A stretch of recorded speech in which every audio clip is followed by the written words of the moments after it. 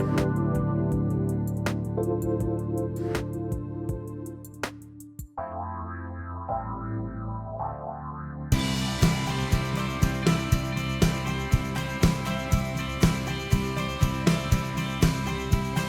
everyone. Welcome, Dawnette Palmore, my beautiful co-host to the Kornelia Stephanie Show.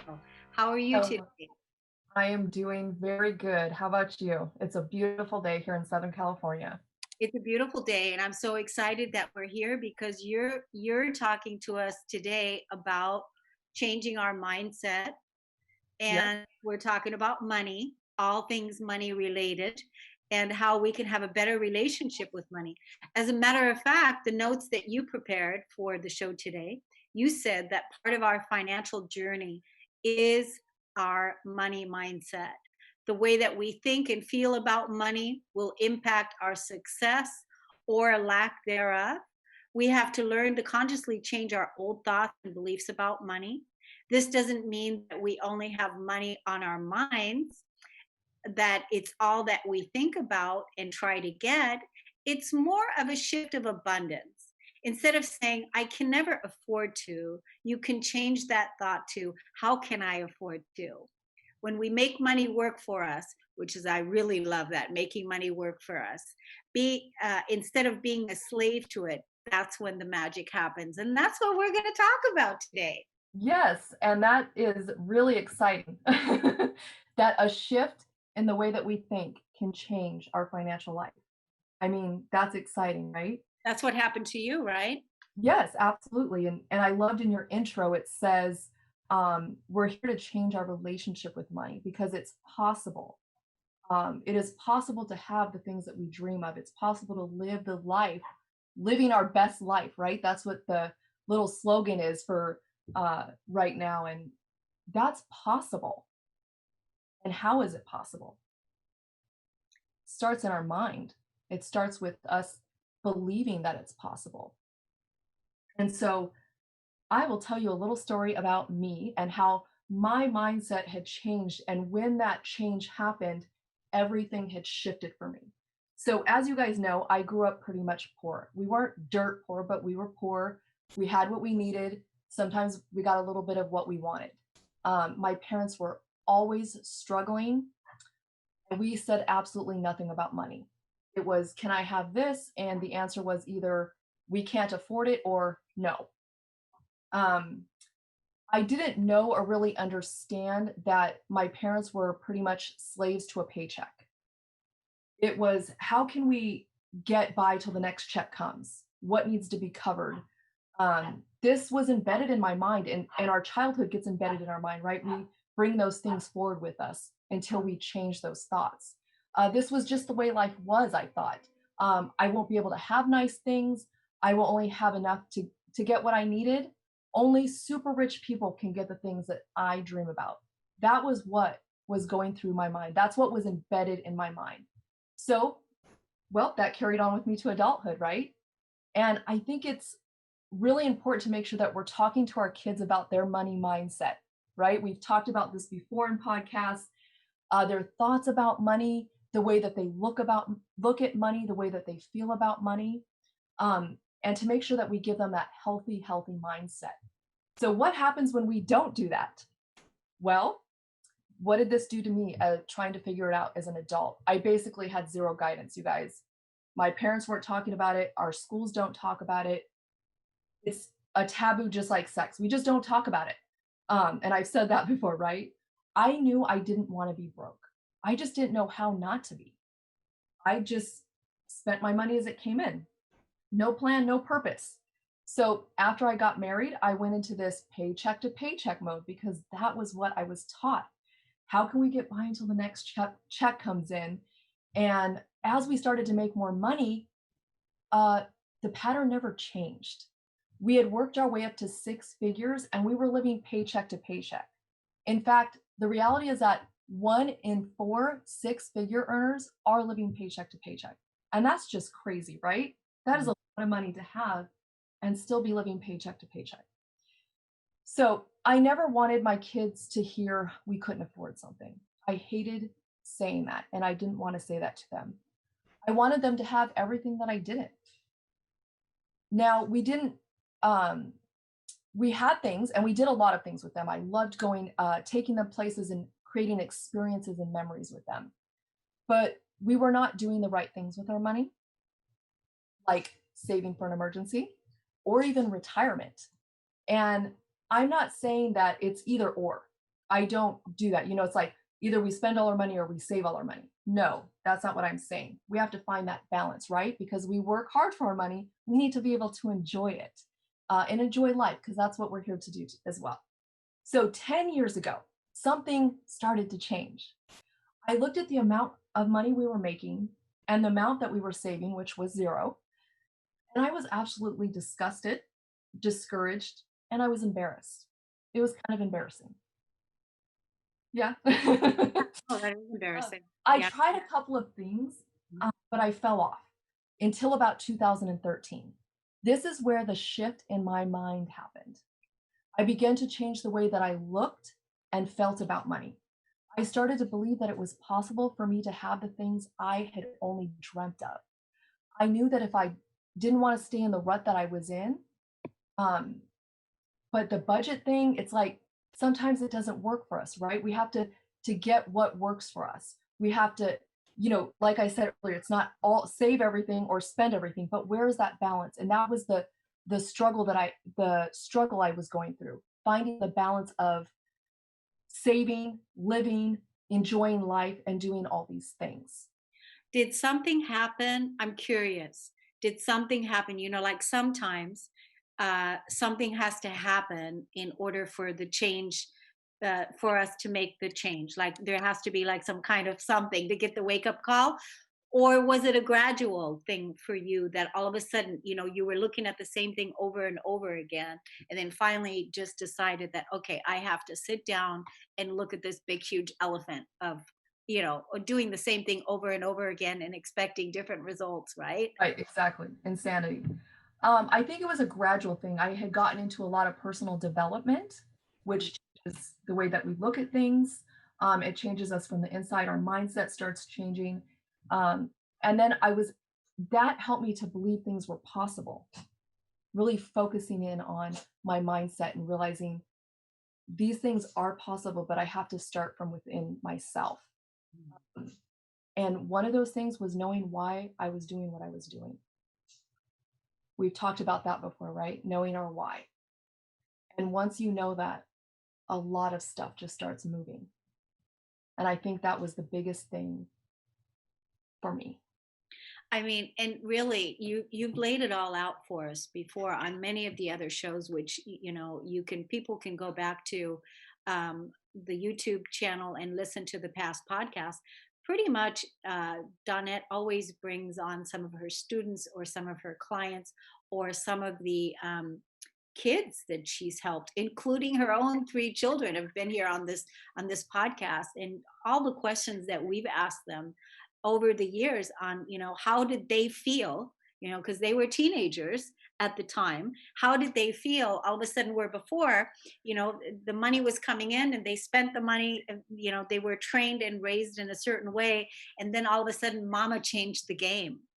And how did they feel about when mama changed the plan, and now all of a sudden they had to learn this whole money thing with mom making the changes, and of course dad too, but they had to learn how to do all of that, and you taught them some serious lessons by, they had to save, and they had to buy their own school clothes, and they had to, when you went out to restaurants, they had to buy their own drinks or whatever. These were just wonderful stories on how you helped them. But one of the things that they all said in the end, every single one of them shared how they feel different than their friends because they have money in the bank. They're debt free. I can't remember which one of them is buying a car or traveling around the world. But Always traveling. those are the children that you raised from teenage on, right? Because they were Yeah. already teenagers during that time. Yeah. So, it can be done. So even if you're thinking right now and you're looking in your family life and you're thinking, oh my God, it's too late or whatever, contact Dawnette. Yes, it is.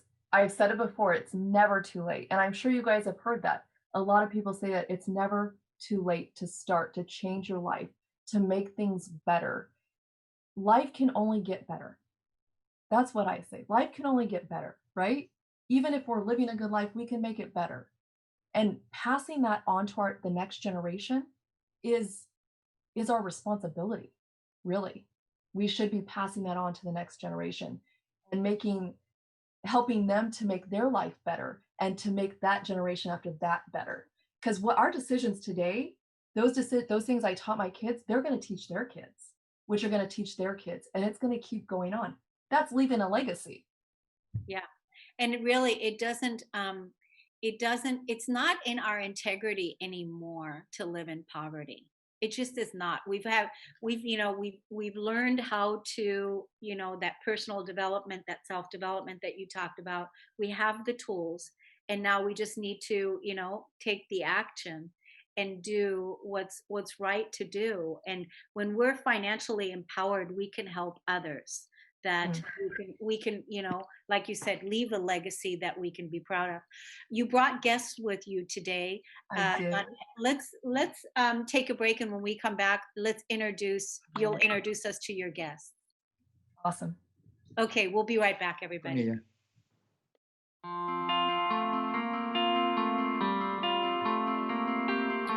Welcome back, everyone. Dawnette, I'm so excited to meet the guests. We were talking in the background in the green room a little bit about who they are and what they do. I'm excited that you brought them. Why don't you share them with the audience today? Absolutely. So it is my pleasure to introduce these two people. They are both good friends of mine. So Berke Brown is a leader in organizational and personal behavior change, pulling from his awarded UC Berkeley research on internal motivation and behavior modification and his years of experience as an organizational change consultant, executive coach, and lifestyle designer. He continues to create compelling programs and workshops that empower businesses and individuals to live from the inside out. He works with organizations, executive teams, and individuals, helping them to cultivate value-based visions and realistic and effective strategic plans to achieve them. His research-based behavior and culture change techniques build stronger bonds with individual organizations, clarify purpose, intensify motivation, and guarantee sustainable results. So Berke Brown is my mentor, friend, and he is also my life coach. So welcome to the show, Berke. And I'm also going to introduce Tina. So one second. Tina Murphy, she is owner of Widow's Wallet. She was a high school business and personal finance teacher when she lost her husband, Jamie. Over the next few years, she learned how to balance being a solo mom, work 2 part-time jobs, and deal with her grief. In 2018, she became a life coach for widows, which turned her life around. She learned how to love her new life by processing her emotions instead of avoiding them while online shopping.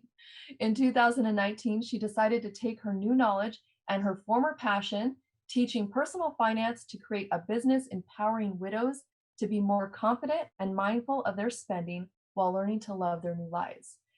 And welcome to Tina, who is also my friend, fellow coach, and former client. So welcome, and thank you guys so much for being here. Thank you for having us. Guys. So glad to be here. Yes. And if you guys want to each tell us a little bit more about what you do and who you serve, Tina, you can start. So my name is Tina, and I empower widows to learn how to love their new lives, and so that they can avoid their pain by online shopping, and to just start enjoying their lives and rediscovering who they are in this new life. So. Love it. So great. My name is Berke. And so my work is, like I said, behavior change is an amazing quote that I love. It says, for every 1,000 hackings at the leaves of evil, there's one chop at the root. And a lot of people are trying to change very specific areas in their lives. But if you change the way that you think, if you change the way that you perceive yourself, if you can break down those barriers of thought, then all of a sudden, all the issues disappear. And so my work is, how do we get you to make behavior changes on the internal so that the external kind of starts to align with who you are as a person? Good. This is so great. We're gonna give the audience all kinds of tools today, what they can use. We're gonna even skip the 30-minute break, the break that we're going to take at 1:30. We're going to skip the break. So go for it, Dawnette. All Yeah. right. Well, I know, like I said you read in the intro, sometimes when people think money mindset, it's like, okay, it's just going to be all about money. Everything's about money, money, money, money. And that's not really what it's about. It's really about, yes, we're thinking about money, but we're changing the way that we think about money.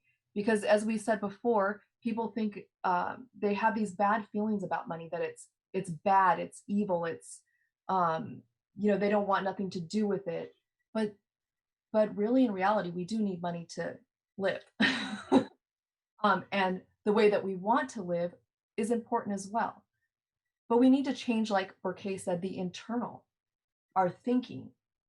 So what do you guys, in your expert opinions, is the concept of mindset and then money mindset? Well, for me, I think money, first of all, your mindset is the way that you look at yourself and the way that you perceive different things. And it's all about your thoughts. So, and money mindset is just a piece of that. It is the way that you view not only yourself, but it is money. But some of our money mindset is the way that we look at ourselves. So if you don't think that you're enough, then it is going to affect your money mindset. Like if you don't think that you're good enough, you may not ask for that raise.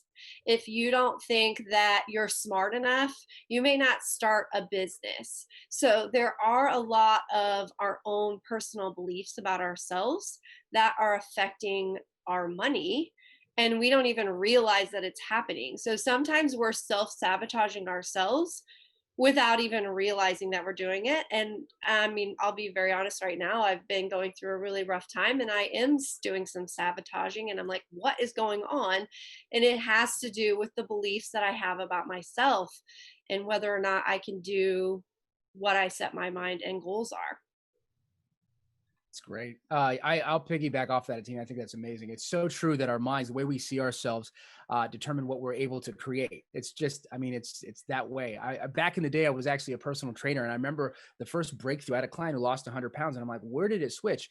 She said, I stopped walking by the malls and window shopping, saying that this is not meant for me. This place is not meant for me. When she said this place is meant for me, then her body would almost just as a mechanism go into a space to where she was able to lose that weight and get to the goal that she wanted. So it's when we finally believe that we're capable.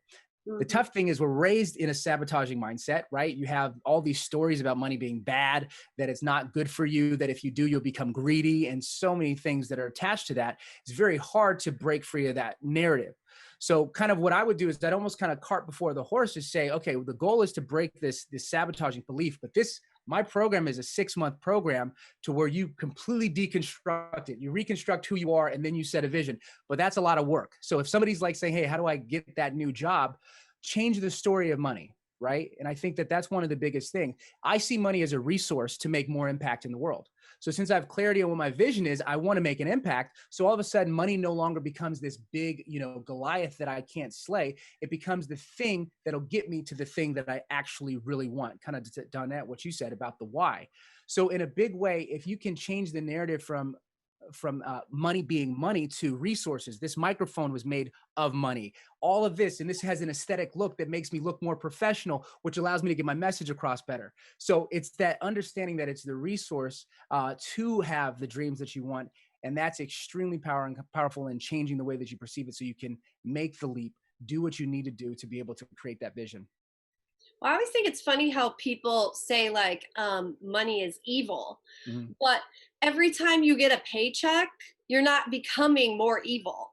But they say like, oh, if I have too much money, I'm going to become evil. But it's like, well, every week you get a paycheck and you're not changing. So I think it's interesting how people always say that, that money is evil. But if that was the case, then we'd be getting meaner and meaner every time, and we'd be like the sweet little person when we were 10 and like the most evil people once we were our age, but we didn't become evil. And so I think it's separating ourselves, that money isn't evil, it's our thoughts that we have about money. And we are raised with thoughts, and things that happen when we are younger have created us to have these particular thoughts that sometimes we don't even know that we have. Yeah, I think that was cool to bring it out. Money is the root of all evil, I think was a religious program that, that we were all raised by our conditioning of, that if we have money, if we have wealth, then we're not spiritual, or that we don't, it's that relationship. But like you said, BB. Can I call you BB? Do people You can call go Berke. Berke. It's Berke? Burkay. Berke. Yes, Okay. perfect. Yeah. You know how you talk, Phonetics on that. you help people dissect, in your program, 6-month program, to really go in Right. and shift those limiting beliefs and shift those programs into something positive, because it does take a while to go look at what's all there, right? Absolutely. Yeah. Absolutely. And that tie is, there's money is the root of all evil, but we take away the part where it says the love of money, right? And that's the danger. It's the attachment that you have to that thing. That is the root of evil. Pretty much what it is any type of like idolatry, right? Outside of who you are as a person, your inner self, your God, whatever, that's where it's supposed to be the most important. And so if you're out of integrity, that's how idolatry, that's how love of money become the most important thing, because if I have money, then I'm looked at a certain way. So we have a society that tells you have to look rich, not be rich, look rich, right? So then all of a sudden, those who are extra righteous will say that's evil, right? And those who are kind of more void are like, I must chase that. And so we want to get to that center spot in alignment where I deserve to take up the space that my body physically can. And in the same way, I deserve to make the impact that I have the impetus or dream to create. And when we connect to that dream and say, my dream is worthy of existing, then you look in society and say, money makes dreams happen. Then you start to work for those resources to create that thing. So it's just the flip in the story, just like Tina was saying. Yeah, exactly. So why do you think it's important to change our mindset? Well, I think you have to change your mindset about the way you view yourself and money if you want to level up your life and move it to the next level. Because if you don't, you're just going to stay there. And sometimes what we don't realize is that our brains are made, we have that primitive brain that wants to keep us safe. Right. And so, it feels safe to continue to think these thoughts that are holding us back. And what we don't realize is that safety is also hurtful, because when we stay safe and we're like, oh, this is safe, but we're not happy with where we are, then we're creating like misery for ourselves instead of actually living the life that we're supposed to be dreaming and wanting to do. So sometimes safety just holds us back. And Right. so it's just understanding what you're doing and trying to break free a little bit. Right. It's the necessary growth mindset. And I love what you said, Tina, about safety. They say a ship in harbor is safe, but that's not what it's built for. You look at a car, if it just sits, it's safe, but the engine's going to rot. And so you look at nature, when a windstorm comes and pushes the tree, the roots become stronger, coal turns to diamonds, fire makes gold pure. You look at it, it's just natural to the world. I resistance train and I grow. And so in order to exist in this world, there's a trend, at least in nature, towards evolution, towards growing. So I should probably do that with my mindset as well. And the funny thing is we call it money mindset because we're talking specifically of this. But if I grow my money mindset grows, right? If I believe I'm capable of doing the thing I can't do, I can pick up that little mechanism and then place it into my health, right? And so it's really understanding that it's just the natural process of growth, but our society makes it very easy for us to be safe, right? And stop us from doing that growth. And so it's imperative to evolve naturally, to change your mindset in some way, shape, or form continually. But it's so easy to be lulled back into sleep. And it's so easy to say, money is evil. That's why I don't have it, when it's just an excuse to not act. But you know what I mean? So there's different stories that we use, but mindset shifting is a requirement for just existing as a human being. How about this as a belief? I like everything you just said, but how about this as a belief? I'm safe with my thoughts. Yeah. Because we were talking about safety. Both of you were Yes. talking about safety and feeling safe with your thoughts because you're the commander of the ship thinking the thoughts. So if you feel safe with your thoughts, that even if you thinking a thought that isn't supporting your vision or where you're Hmm. going, then you can course correct and think a different thought and choose a different one, just like the So clothing that great. you put on, right? So I feel safe with my, because if it's about safety, if we want to be safe, if we really want to be safe, like that car that's parked or the Right. ship that's in the dock, if it's really about safety, then it begins with the thought. And that's what Dawnette was talking about, shifting our mindset and shifting our mindset to feel safe. Right. Yeah. That's And I great. think that was a really good point because it's not something that just happens overnight, right? It's that we get this thought, we don't, it doesn't really reflect what we want.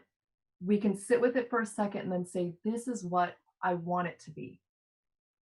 And it's an evolution, as Berke was saying, right? It's something that has to be done every time that thought comes back up because Right. it doesn't go away the first, few times. It takes a while for that to happen because that had been implanted in us for so very long. And we keep repeating these lies Right. to ourselves. We have to start talking truth to ourselves and get rid of those lies. And it's a process, not an event. Yeah.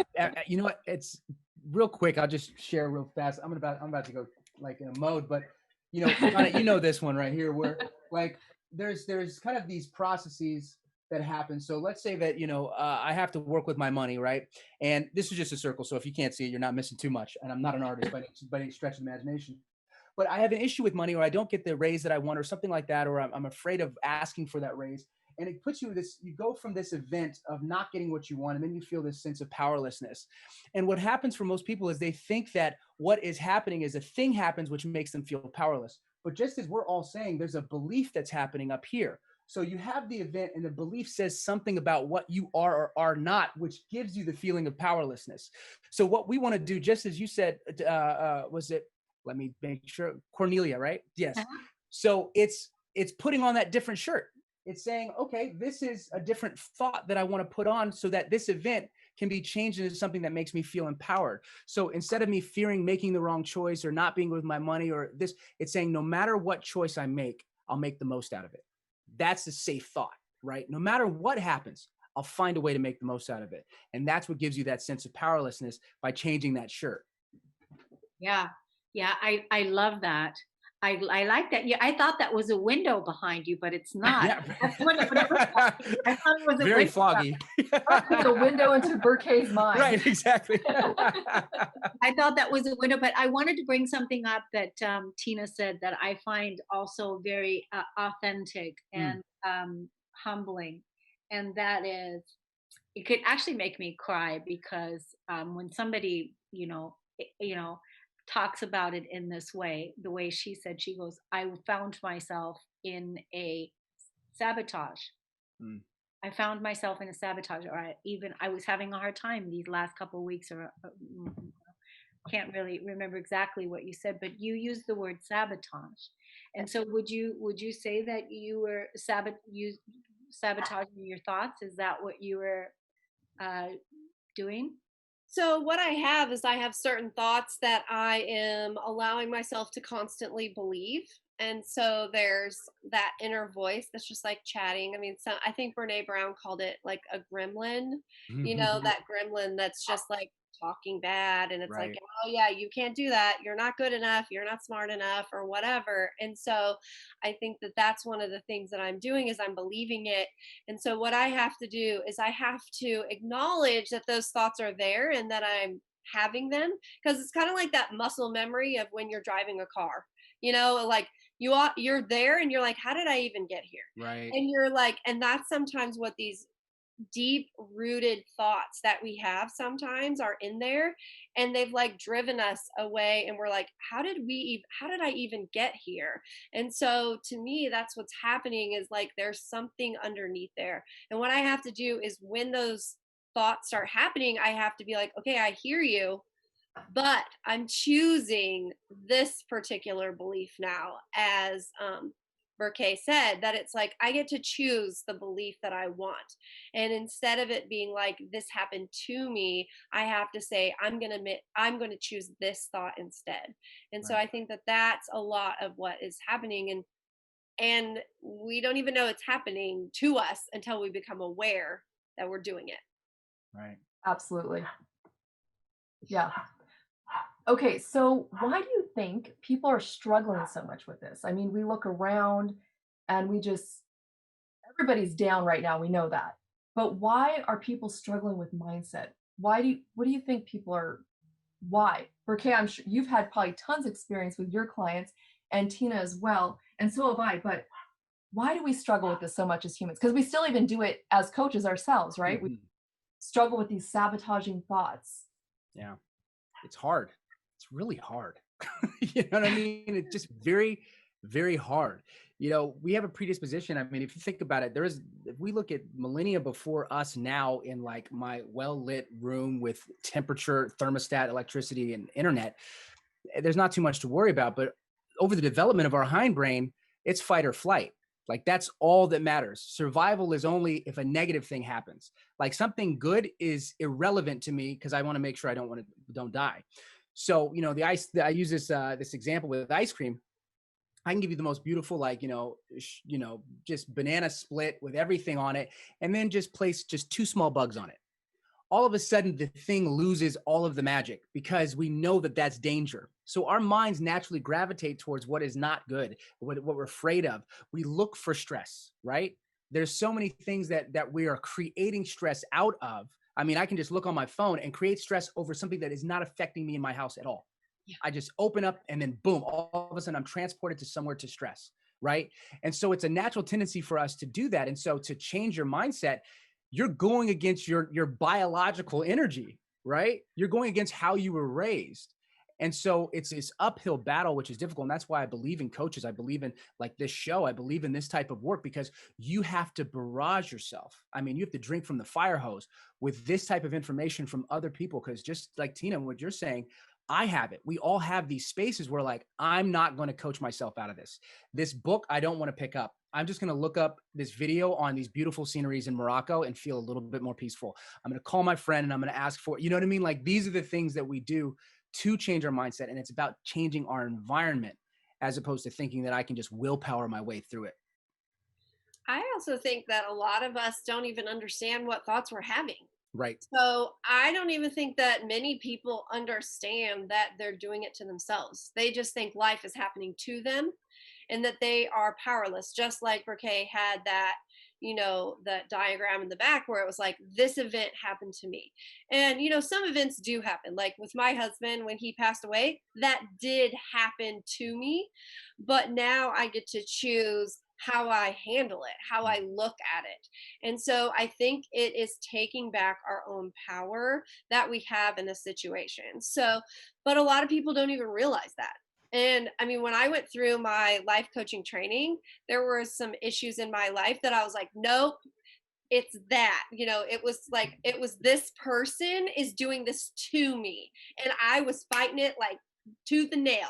And my coach was like, nope, it's your mindset about it. And I was like, no. And still, like, it was just this thing that it's like, we get to pick how we look at things. We get to choose our thoughts. It's not happening to us, because if that's the case, then everyone in the country, in the world, would be affected by it. But we're not. We get to choose it. And so I think that that's the biggest key, is like becoming aware. Start Right. looking at what thoughts you have about money and really start becoming aware of it all. And what's the conversation, I think, is a big piece to it too. The conversation that you have, like, I'm tired of this, and the continuous thought process that's there. What conversation are you having when you go to the bank? What conversation are you having when you're paying the bills? What conversation are you having on a continuous basis in relationship to money? And if you're always bullying the energy, right, when it's bullied, it's like passive aggressive kind of energy, then that's it's going that you're creating that reality. Well, I So always think interesting how you talk about bills. Like, aren't you grateful that you have electricity? Yet we have people that, I mean, I saw a post of a former student that was like, all of these things should be like free. And I'm like, and she's complaining about our bills. Like she's complaining about electricity and paying for food and all this other stuff. I'm like, why not be grateful that I have electricity? Like I have air conditioning in my house. I have a phone that I can call people, like, and be grateful Yeah. that I actually have the money to pay it. So instead of looking at your bills as like a negative thing, like look at it as like, thank you for being able to have this. Thank you that I got to have food tonight. Thank you that I have electricity, and just being grateful. And that's another switch in your mindset that you can have.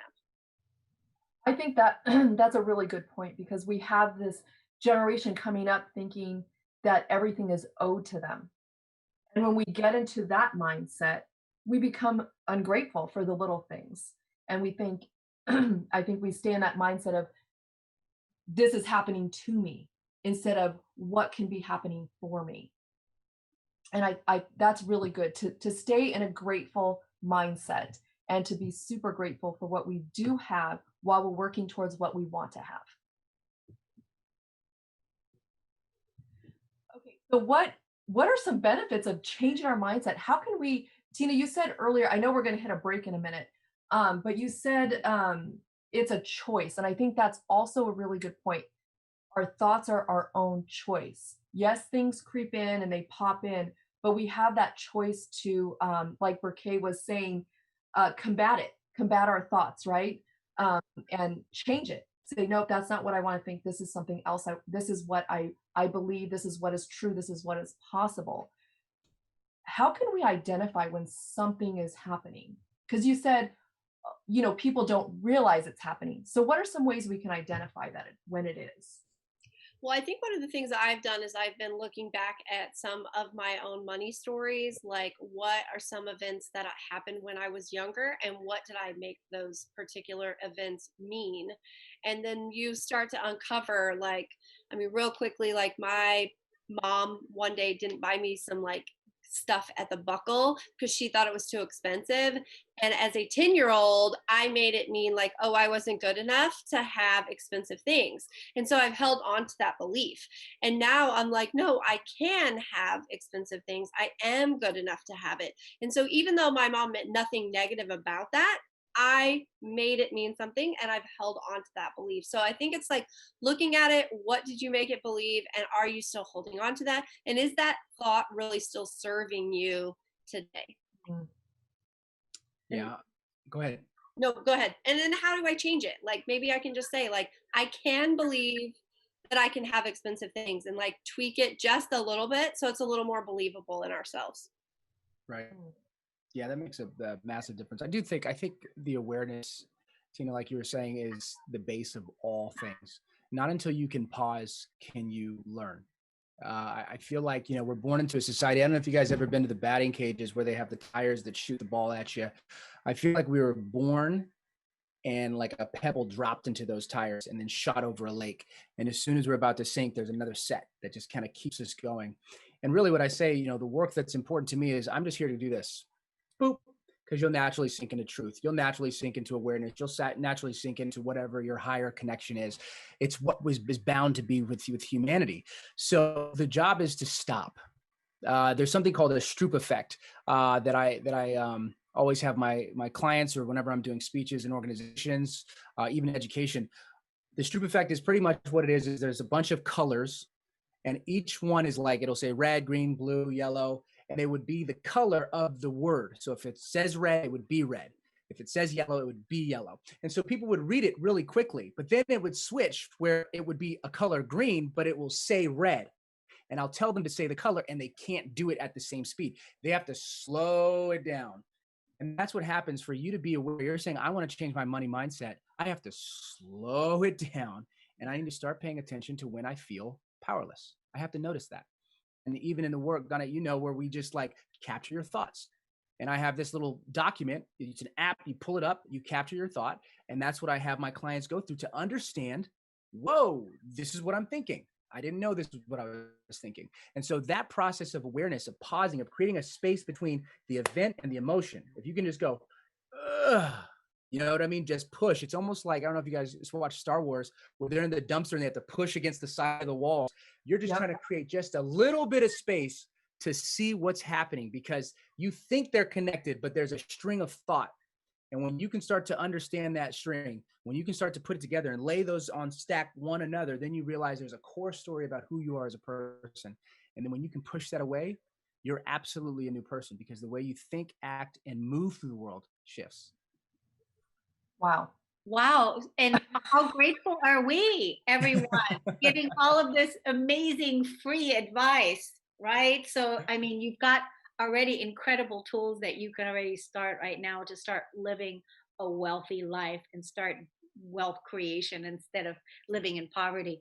So, we're going to take a break and we'll be right back.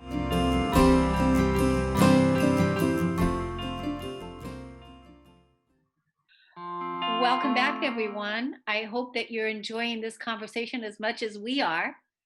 Dawnette, it's fantastic. So, Yes. what do you want to wrap up with? We have about less than 10 minutes to go.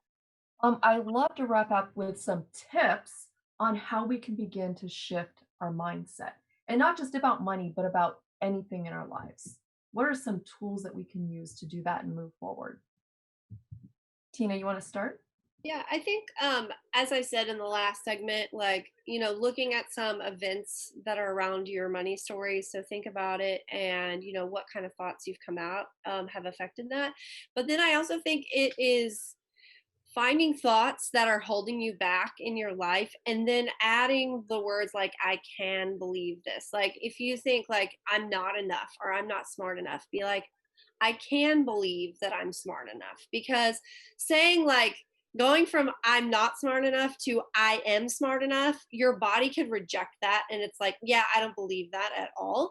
So adding the words like I can, or I can believe this, will actually help your mind like see that it's a possibility. And then you just keep, saying that to yourself, and it'll help you go to that next level. So great. Yeah, I think that's powerful. Just being able to, it's just imagine the spectrum. You're just moving the spectrum up, and you're meeting yourself, just like you said, where you can feel it. If you don't feel it, if there's another mind, if the gremlin comes out and just with all power says you're not, then you're fighting an uphill battle. So it's just kind of, I can be at that place is great. And when the gremlin comes, it's small. Laugh at it, joke at it, imagine what it looks like. Make it rounder, make it roll, shift the way that you see it, because these thoughts are just impulses. They're just electrical signals that are happening in your head. So diminishing the power of those voices and saying, you're just a voice. I made you and I can get rid of you. Thank you for sharing your opinion. Move on. That ability to just belittle it takes away its bullying power. As soon as it sees you react, it has more impetus to do it again. So just kind of understanding that is really important. And also, I think another one is just saying, I want to change. And when you say I want, that kind of shifts the universe in a way. And let's say you don't want, then just say, I want to want. And I don't care how many wants you have to go back, you're going to meet yourself somewhere. And that want is the energy that'll get you to want to want to want. That'll get you to want to want. And then slowly you'll get to that wanting where you actually act. And the more that you say it to other people, the more that you talk, they're going to say, you know what? I know someone named Tina. Oh, I know Dawnette. All of a sudden it'll start to open up to you. So verbally want it, verbally expose yourself to that space, and you'll start seeing the signs. It'll happen. It must happen. The only reason it's not happening is because you're allowing another voice to say that you can't. Yep. Yeah, I want to add something, because you guys, it's great. And so I want to piggy on Tina and Berke, is draw a boundary. Like, draw a boundary that you absolutely, like, one of the things that I did for my own self-love, for my own self-care, is that I just refuse to judge myself. My boundaries I just refuse. It's like, I just refuse. So whether I, gain a few extra pounds, or I'm not feeling particularly sexy or whatever, I just refuse to judge myself. That boundary is there. So if you have a boundary, a clear boundary, that I refuse to think of the negative thoughts. And then when it does come back up again, pull the boundary up, Right. pull the boundary, play the boundary card, I think is also a wonderful tool to add into what you guys said. That's really cool. And I wanted to pull from something Berke said, which was talk about it. We live again in a society that belittles us for everything, and we're afraid to talk about what's happening inside or even get help for it. We're all coaches for different reasons so that we're able to help people. So if you need help, go get it. And really, we need to say, when someone's sharing something with me, I need to stop and listen and not make them feel bad about it, but stop and listen to what they're saying. And that's going to open the conversation and be like, okay, well, sometimes I feel that way too. Okay, that's okay. I'm not the only one. Let's open conversations and stop belittling each other for these thoughts that pop in our head. We can actually empower each other to change our mindset, right? Hey, I don't do this well. And somebody says, no, you actually do that really good. Yeah, that's great. Wow, that can really change somebody's life. Yeah, I want to get the social media handles for our guests today. Would you all share how people can get in contact with you? Yeah, my Instagram handle is @widows_wallet. And say the name, full name. Oh, it's Widow's Wallet. Widow's Wallet. Okay, cool. You can reach me and learn more about me at berkebrown.com. So BERKE brown.com. And then you can also email me at berkebrown.com.